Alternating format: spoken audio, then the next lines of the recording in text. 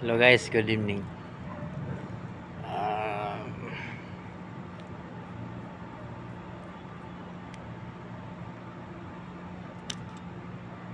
Nandito tayo sa isang rooftop.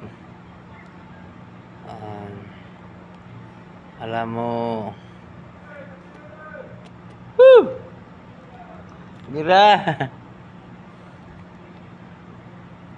alam nyo guys, bakit hanga-hanga ako sa mga Duterte family? Sa totoo lang, si Duterte, malaki ang naitulong niya dito sa... Oh, yan na!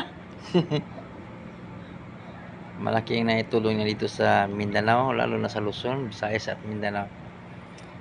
Siya ang the best president or number one president in this world or dito sa ating mundo.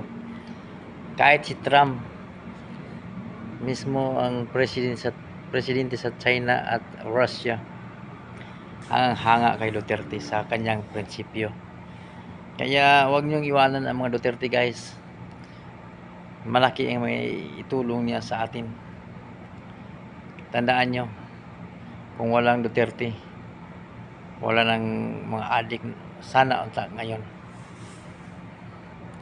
Thank you guys for watching my video.